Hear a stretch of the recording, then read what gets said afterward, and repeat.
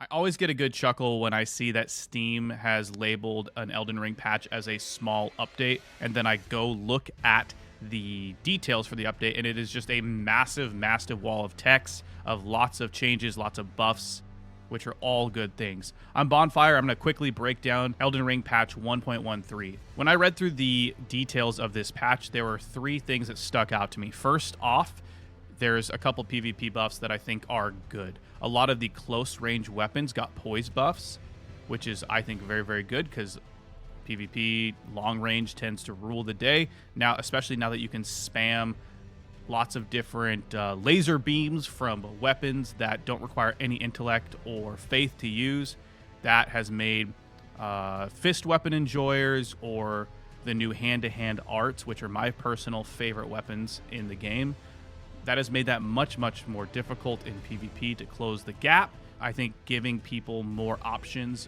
more damage, more chances to kind of knock people off balance once they are actually able to close the gap, I think that's a big deal. Secondly, there were some massive changes to Spirit Ashes.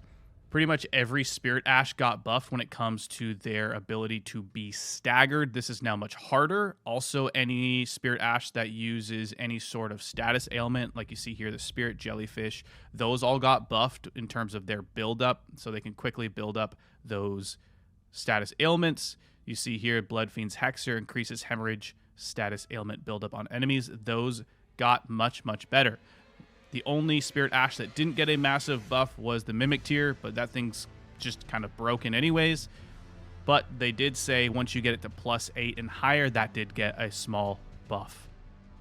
The last thing that I think is a big deal here is them changing the default selection of the OK and cancel prompt when summoning Torrent. So for example, if Torrent gets killed when you're on it, when you go to resummon it, oftentimes I find myself like clicking the wrong thing and not actually jumping back on my horse, and then I end up dying before I'm able to heal it and jump back on and ride away.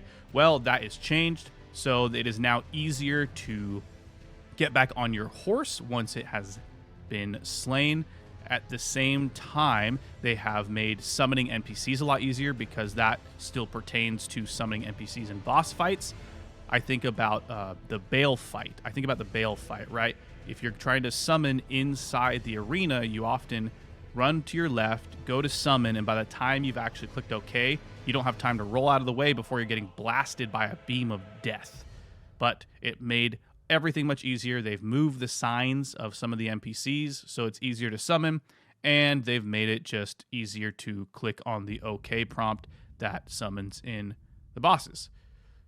So hopefully this was helpful. A quick summary of the patch. There's a lot more bug fixes. For example, on Steam, if you are playing on PC, the anti-aliasing quality was sometimes automatically set to high, which obviously if you don't have a big rig or a really good PC, can cause your game to stutter quite a bit.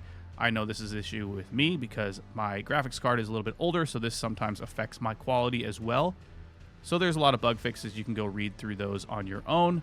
But like I said, hopefully this was helpful. And if it was, be sure to subscribe because I'm always uploading new tips, tricks, and other Elden Ring videos. Thank you so much for watching, and I will see you next time. Peace.